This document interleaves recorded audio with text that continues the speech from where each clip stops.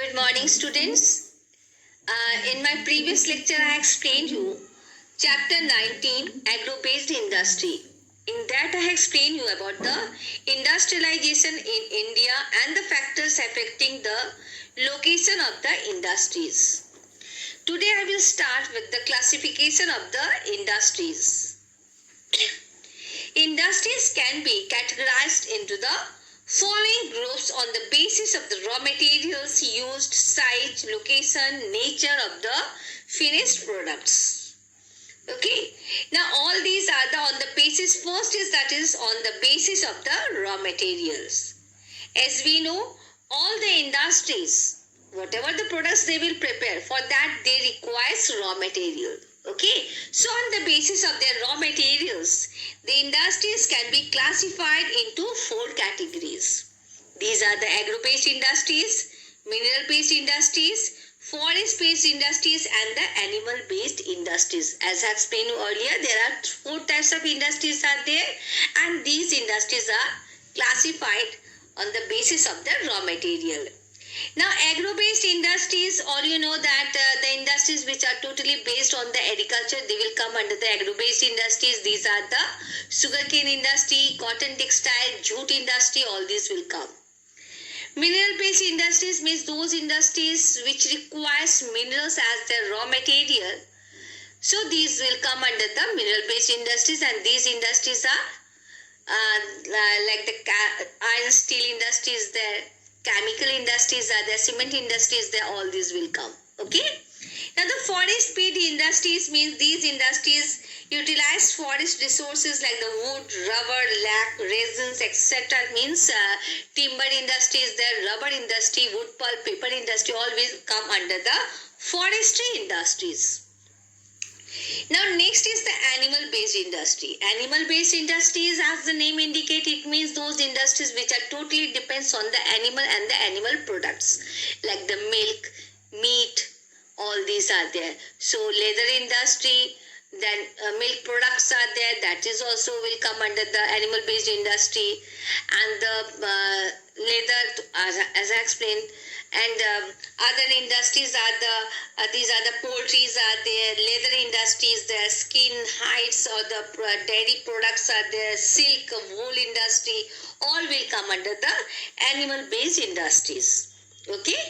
Now next is on the basis of the nature of products. On the basis of the nature of products, industries can be divided into two categories. First is heavy industries and the light industries. Nature of products means those products which are prepared in these industries. According to that, on the basis of this nature of products, it is classified into two parts. First is the heavy industries. These industries produce capital goods and consumer durables which are quite bulky and are therefore known as the heavy industries. They require huge capital, large quantity of the raw material, scientific knowledge, and sophisticated machinery, etc. All these will come under the heavy industries. And the light industry, these industries produce goods which are light in weight like cycles, sewing machines, electronic goods, etc. They require less capital and less number of workers than in the heavy industry. Okay. Now next is what that is on the basis of the size and investment. Okay. On the basis of the size and investment, the industries can be classified into three groups. These are large scale industries, medium scale industries, and the small scale industries. Large scale industries require huge infrastructure and large number of workers. They produce machinery and goods on a large scale like the iron steel industry, shipbuilding industry, automobile industry, etc. These industries play a key role in the industrialization. As I explained you earlier, that iron steel industry is the backbone of the industrialization. If any country's development, economic development or the modernization is totally depends on this large scale industry. Okay. Now next is the medium scale industries. These industries are neither very big nor very small, and as the name suggests, require everything on a medium scale. They include paper mills, radios, cycle manufacturing industry, etc. Now next is the small scale industry. These industries are small industries managed mostly by the private individuals. They do not require huge capitals, investments and employ only a few workers. And if you will see in these small scale industries, all the peoples of their own home, means family members, they are working in these industries. Okay. Now they include the weaving industry, food processing industry, etc. Now next, that is the on the basis of ownership. On the basis of ownership, it is divided. These industries can be divided into 4 parts. These 4 are the public sector industries, private sector industries, joint sector industries and the cooperative sector industries. Now first is the public sector industries. These industries are owned and managed either by the central government or the state government. They include public utility industries like railways, post and the telegraph, oil refineries, heavy engineering industries, defense establishments, etc. Means those industries which fulfill our day-to-day life requirements, civic amenities which are there, that is fulfilled by these public sector industries. Okay, so the most significant of these are the Bharat Heavy Electronicals Limited, Gas Authority of the India Limited, Indian Oil Corporation, Steel Authority of India Limited, etc. These are there. Now second is the private sector industries. These industries are owned and managed by an individual or a group of individuals. They include industries like Reliance India Limited, then Infosys, Wipro, etc.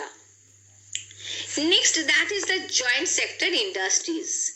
These industries are owned, managed and controlled jointly by the private enterprise and the government. An enterprise is called a joint sector enterprise if the government holds 26% equality or more, private promoter 25% and the balance by the general public. For example, Automobile Corporation of Goa Limited and the Ipitata, that's a strong Iron Limited is there, has been established with the Telco and the Tisco of the Tata House as a private promoters respectively. All these industries will come under the joint sector industry. Now cooperative sector industries, cooperatives are the means by which the people with limited resources can pull their physical and the material resources. For example, Anand Cooperative Society in Gujarat. Many other industries are there which will come under the cooperative sector industries. Now the next one is on the basis of the location and the market. As the market will be there, the metropolitan cities are there, automatically big industries are there. If the rural areas are there, the small scale industries are there. Okay, so on the basis of the location and the market, industries can be divided into 2 parts: village industries and the cottage industry.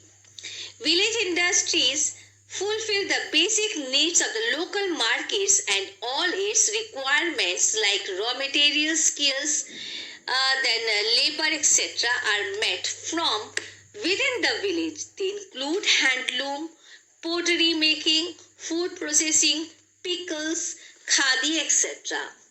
Now the cottage industries, these are also known as the household industries and are organized by the individuals with the private resources and with the help of the members of the households.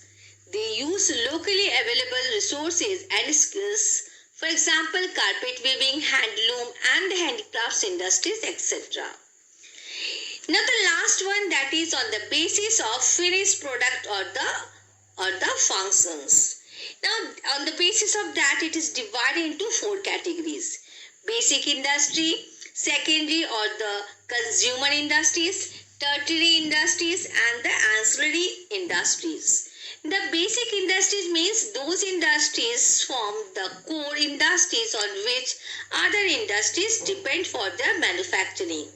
For example, iron steel industry and the petroleum industry, because whatever the machines are used in the other industries, they are prepared in these iron steel industry.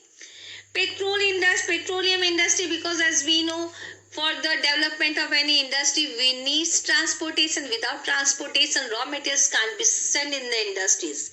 So these two industries will come under the basic industries on which the other industries depend. Now second, that is the secondary or the consumer industries. These industries process the basic raw materials into primary goods for the direct use by the consumers.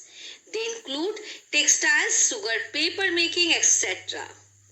Now next is the tertiary industries. These industries provide public utility based services like the railways, transport, banking, post, and the telegraph, etc., which will come under the civic amenities of the common man.